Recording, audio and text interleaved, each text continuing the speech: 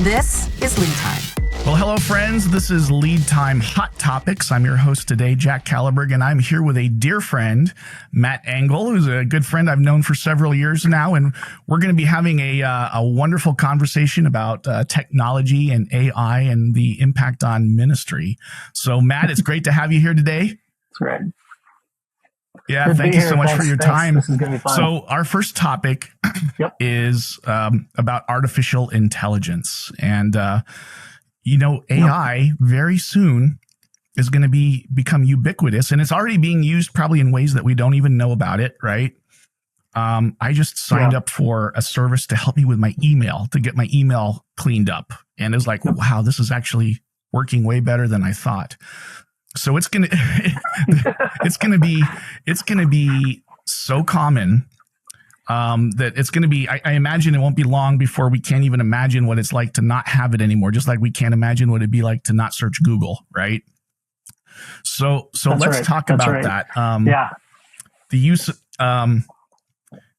There's going to be pros and cons. I think that's the key thing that we can say. So let's try and unpack that from a ministry perspective. What do we think could be the pros? Where do we think the pitfalls might be? Let's unpack that right now.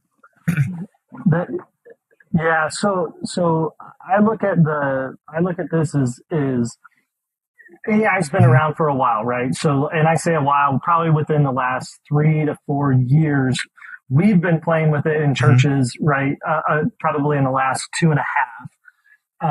And I would say there's this euphoria on a mentor of mine likes to say, everybody falls in love with the front end of the puppy, but like a puppy, they have back ends too. And they can make messes, unintended consequences, right? I think there was this, Right. Especially in our case when we locked 2 puppies into a laundry room and it didn't go well.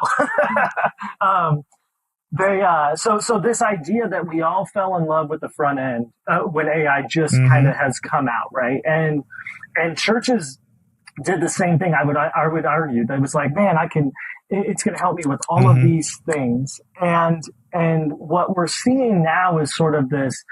Yes, there are positives, and I would agree with you.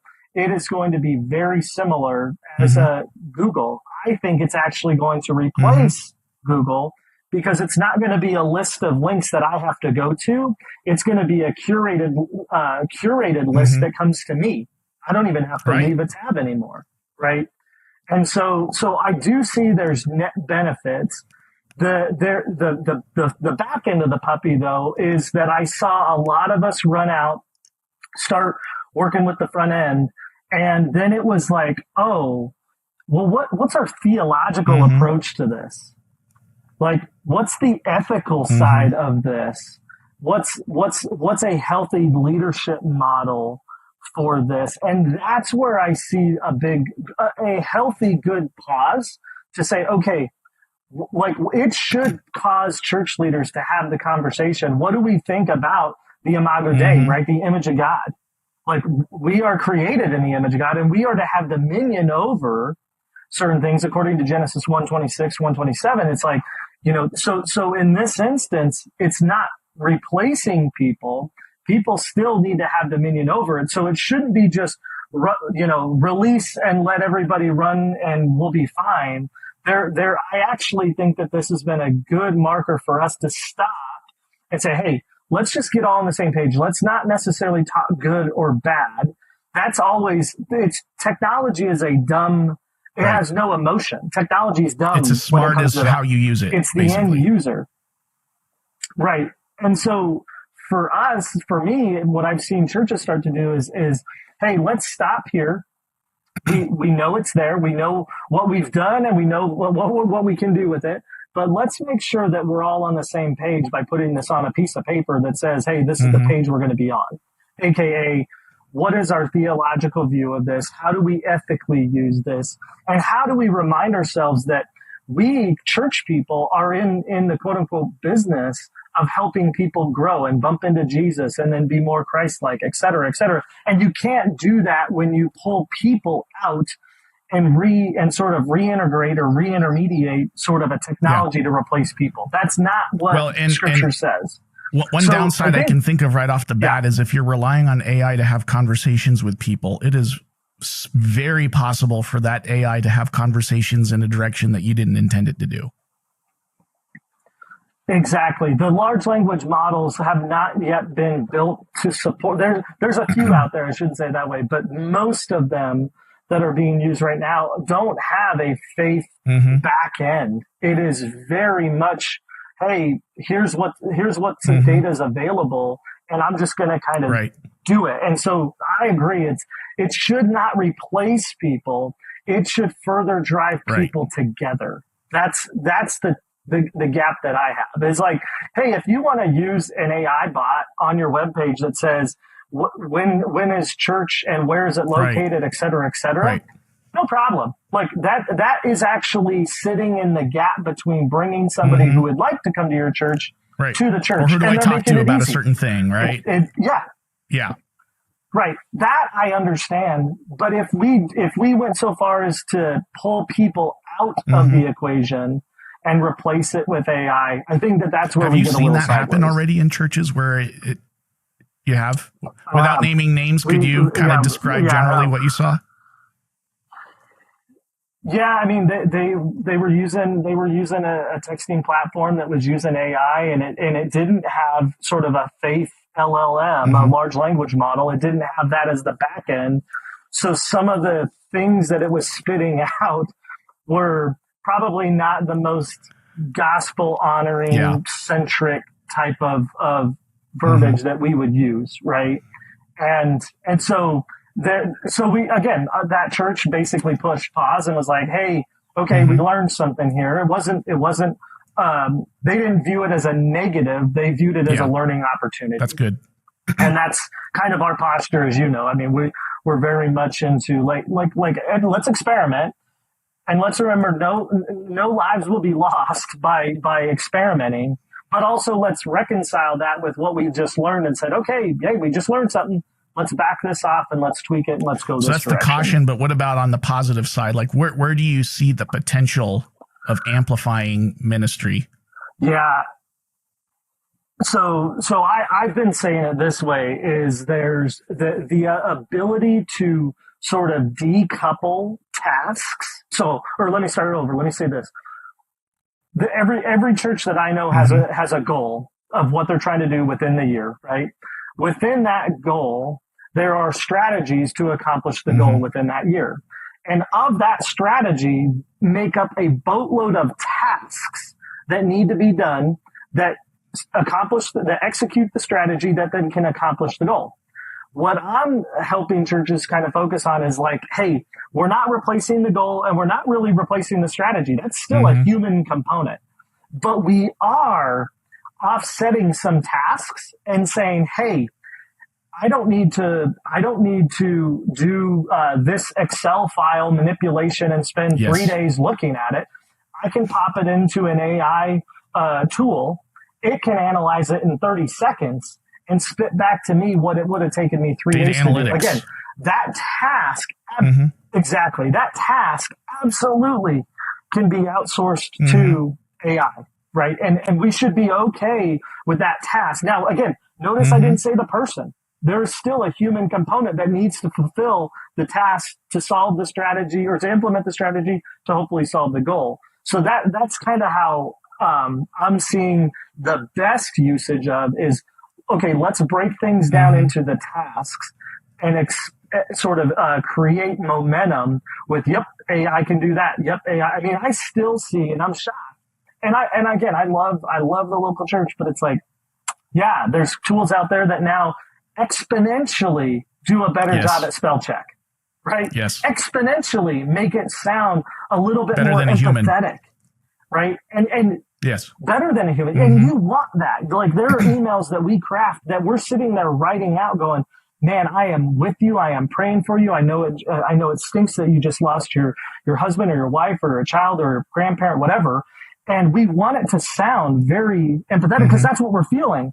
But let's face it, not all of us got our PhD in literature in English. Like I talk at the third grade level. I'll be the first to admit. I spell at the third grade level according to my team here. Right.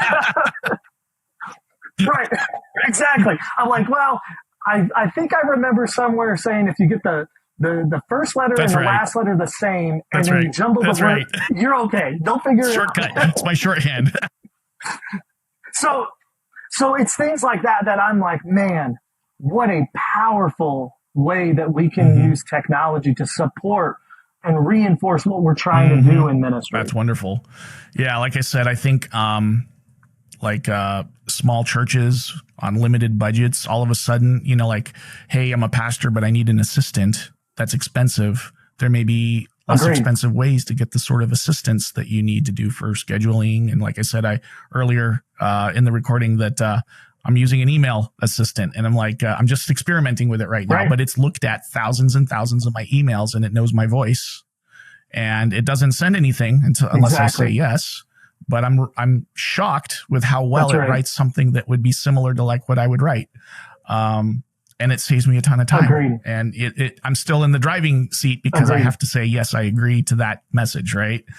And I think you hit it on the head right there is if the plus side that you gain is time, and then it's what we do with that time. I am solely convinced that our job is to continue to help the saints do ministry as church leaders, right? And so if I can gain a little bit more margin and time to get at that core function, like I don't see in scripture where it says, my core job as the executive director of the church is to, answer emails and do fill in the blank.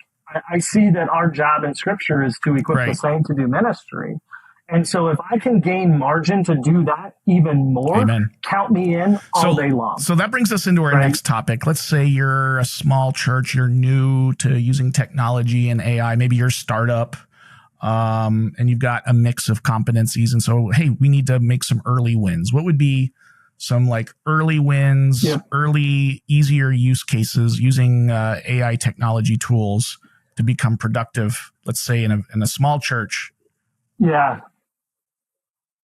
So I think I've seen sort of the quick run toward, right. It's, hey, you can take your sermon and I'll give you a real example. It's like when I would prepare a sermon, I'd have like 8 pages of notes, and I'd truncate that down into probably 2 or 3 pages for my, 35, 45, 50-minute sermon that I would preach on a weekend. And most of that content would then go on the shelf. It was never used again, right? Now you can take AI and actually stretch out the experience for people, saying, hey, here's some things that didn't make it into the sermon, but helped inform what it is I just taught on. And if you want to know more, here are some things that you could go dive into. That's tremendous value that we can provide for the congregation and the community people and the community members. So like that's an easy one. The other one is that is out and about, and there's a ton of different companies that are doing it right now, is taking your sermon, chopping it up, and then making it usable for social media. It's like, hey, we're going to, out of my 45-minute sermon, there were 3 things that I said that were really profound. And so it can look at that and chop that and then chop that up and make that massively useful for your social media for that week. Great. I don't see any problem with it. So those are kind of the easy ones that I would say any size church now doesn't have to have a creative team. They don't have to have even a social media person. I know a church up in New York that it was taking him about 3 hours to go through the same thing, chop it up, put it into a package, and then put it out to his social media channels for the church up in New York. They run about 65, 70 people on a weekend. And he's like, Matt, I can do the exact same thing now in less than 5 seconds. And then it takes me now about 5 minutes to do the same upload, but the bulk of the time was having to chop everything up. So you've recovered 3 hours from ministry. All of that work. And that's exactly, he's like, Matt, I've gained 3 more hours to go visit people in the hospital, to pour into a new couple that's getting married, that's going through premarital. And I've gained that margin back where it used to be, man, And he even said, he's like, and if I'm honest, I didn't really want to do the premarital counseling, but I knew it was the right thing. But then it's cutting into my Saturday, and that's my Sabbath because I'm preaching on Sunday. So he's like, I gained 3 hours. I can now do 3 different couples premarital counseling. Yeah. Boom, boom, boom. Where I wasn't able to in the past. And I'm like, right. You won. Yep. Great and job. It probably, if it knows what it's doing, it could probably find, like you said, those snippets. Maybe even do a better job on the output of it, if it's trained well, right?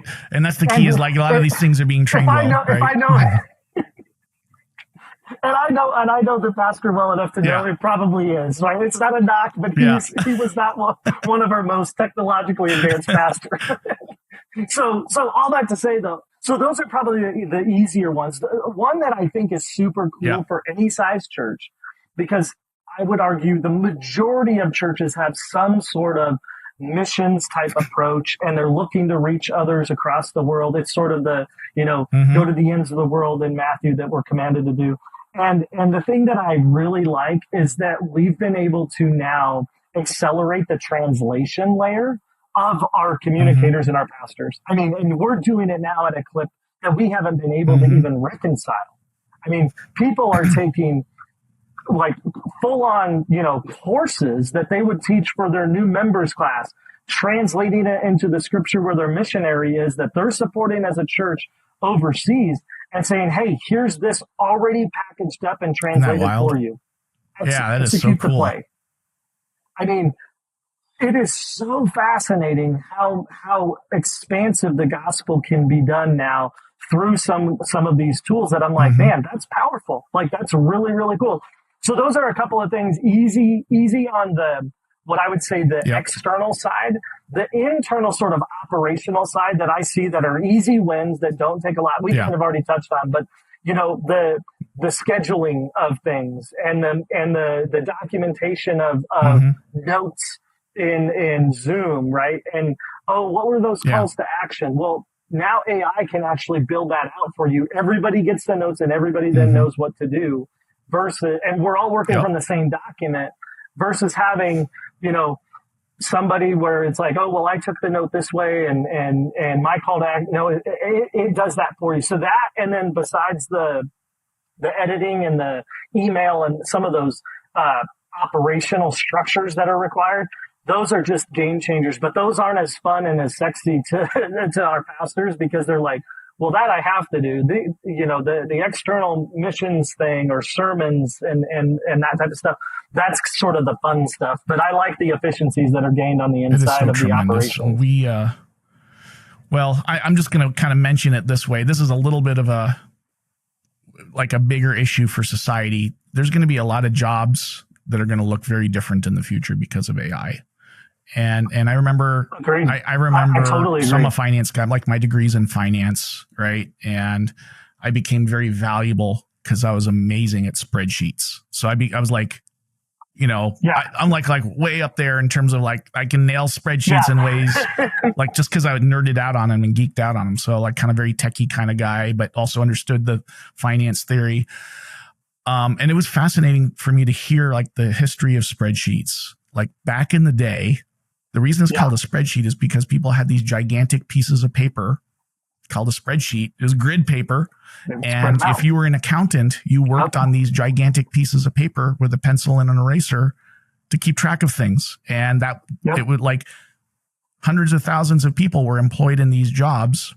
And then they came up with the electronic spreadsheet, and all these people lost their jobs because you didn't need, it was like it was like a data entry thing on a gigantic piece of paper, and all of a sudden the spreadsheet did it. And so then, like, what the title of accountant became a different job. Like the fundamental role of what that even was became a different thing. There was a huge change in the market for the jobs. It was smaller, but like way more sophisticated, ultimately created a whole new industry for people to get into the finance industry. Right. And I think that's what we're going to be looking at with AI, even in the church, right? Even the job of your communications director is going to change dramatically, right? I agree. and I mean, even layering onto that, I totally agree. And one of the I think this gets back to something that a lot of the churches that we've been working with and you guys and others that have been embracing the idea that as staff, our job is to develop people. Yes, we have a communications director title. No problem there. But at the abstract level, that communications director's job is actually to develop people, equip the saint to do ministry. So if we can as church leaders reconcile the fact that that title was never their actual job. It was just something that we didn't know how to compartmentalize. So we're like, well, we need people to do communications. So you do communications. No, biblically, their job is to equip the saint to do ministry. Therefore, yes, I'm going to argue that your communications pastor is probably going to, at least in my brain of what we're seeing emerge in church, your communications director is going to be shifting their actual functional things that they do day to day into moving more toward developing people.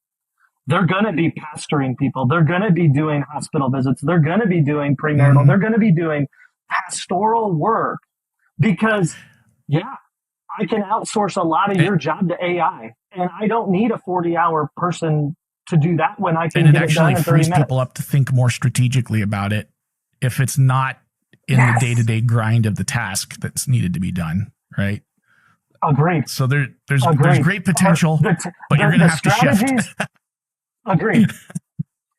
Yes, and I think the safest place actually for this is actually getting us back to what Scripture really does say about it. It's like, no, I just think that our job is to equip them, and if I can get that communications, all those tasks to accomplish that strategy to meet that goal done in 10 hours versus 45, and I've gained 35 hours of margin to do what I think is actually biblical all day long, sign me up. But it will cause people that we've hired to have a reconciliation. We're already seeing it where people are like, well, that's not what I really said. That's not really what I signed up for. I'm not that person. I'm not that. Well, either we train you and level you up in it, or we find you a new spot, and it might not be on the bus. So let's get into our third topic here. We've already talked about some of the risks, how it can go right, how it can go wrong. What can a church do? I'm gonna broaden it a little bit. A church, but also like church workers, professionals, because I think we have to look at the institution, and we also have to look at yourself as the ministry worker. What do we do to put in safeguards, and then what do we do to prepare? Because this is coming no matter what.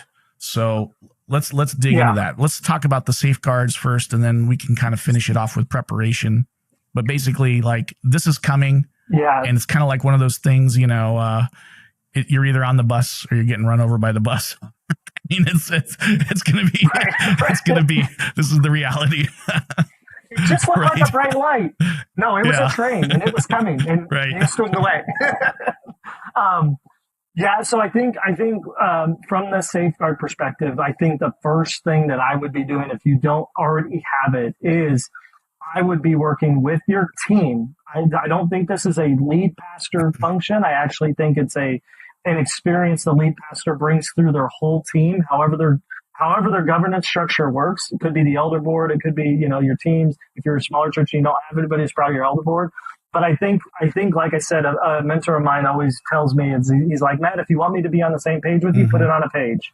So I think first things first, we need to get on paper our theological view of Scripture and reconcile that with all the theology and all the, the term is the theological anthropology of this, and reconcile that to these tools.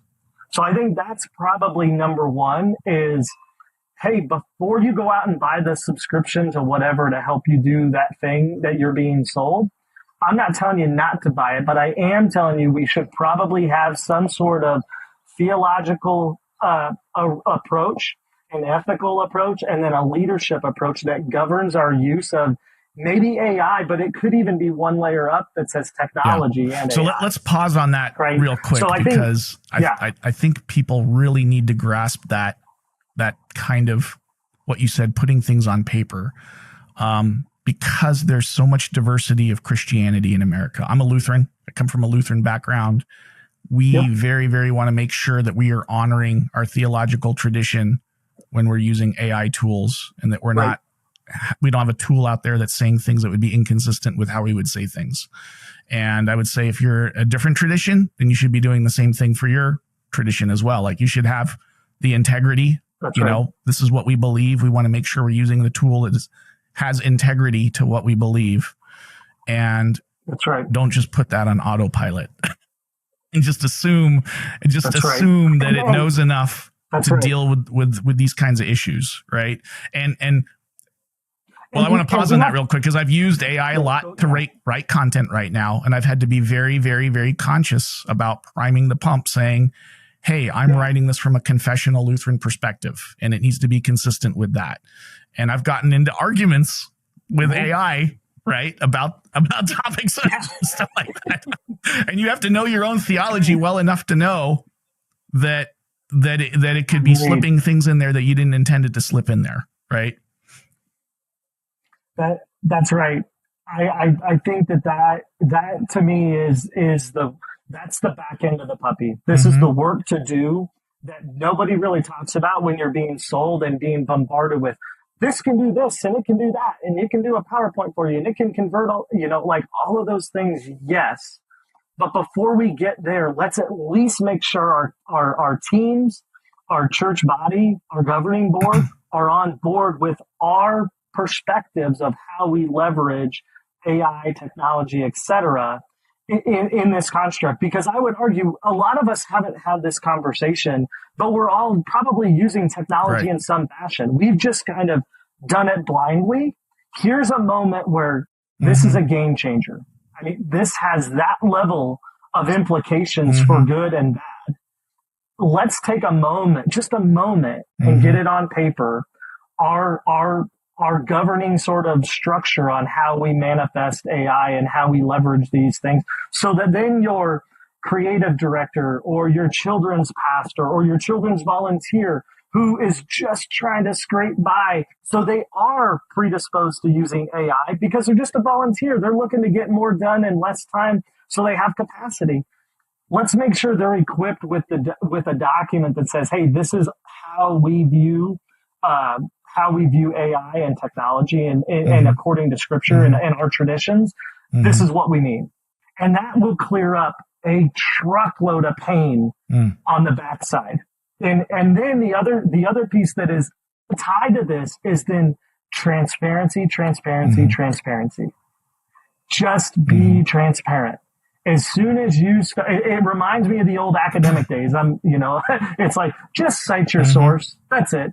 Like, quit pretending that you're the smartest person in the room and that you came up with this profound idea. No, you didn't. Like, just be transparent so that you don't get into a bind of, well, was this AI generated or was this you? Right? Like, I would just rather be transparent. So those would probably be those two things I think will help safeguard what we're talking about. But it does take, this is like the elbow grease. It takes work. Yes. It's easy to spend $20 a month to fall in love with the front end of the puppy. But I'm telling you, the back end, without having that document and some sort of transparency motion, you're liable to end up in a conversation with your team or others going, well, I didn't know that we couldn't do this image, and what is that image even of? And I think in some ways you're almost laying out a case why it's going to be so important for churches to really, let's put it this way: don't delegate your theology to AI. Like, really know your theology. Agreed. Know it really, really well. And so there may be a greater need for people that have, like, academically really understood the root and core of why you believe what you believe, and can argue and totally can argue with an AI. You know what I mean? Agreed. That's right. It's like, I think, there might be a pathway where seminaries and others should be licking their chops going like, we better get a flood of people, because there are probably people out there that are not as theologically sound as they should be. And it's like, oh wait, that comma's in the wrong spot. Oh, I didn't know that. Biblically, it reminds me of the story of Abel, right? And it's, hey, our leader's off. We don't know where. We're going to kind of make up some stuff and we're going to do some stuff. And all of a sudden we've got this thing and our leader comes back going, what are you doing? Right. I think that's sort of that same thing. We can fall in love with the front end of the puppy, but the puppy has a back end. And I think we just need to be really diligent. Again, not good or bad. Technology it has no opinion. It's the user. And so we just need that foundational layer to help inform the rest of the structure of the church to how we want to think about things and where does technology fit. And we're not replacing people with a machine. We're actually looking for the machine to re-intermediate people together. That's biblical, right? And things like that will get there, but you don't get there. I mean, again, you don't get there if it's not on a page. So that's the institution. Any kind of like final parting words for individuals? We're getting right at the tail end here. We got maybe a minute. Yeah. I think I go back to Micah 6:8, honestly, with any type of thing that hits the church, like AI, it's how can we do justice, love, mercy, walk humbly with God?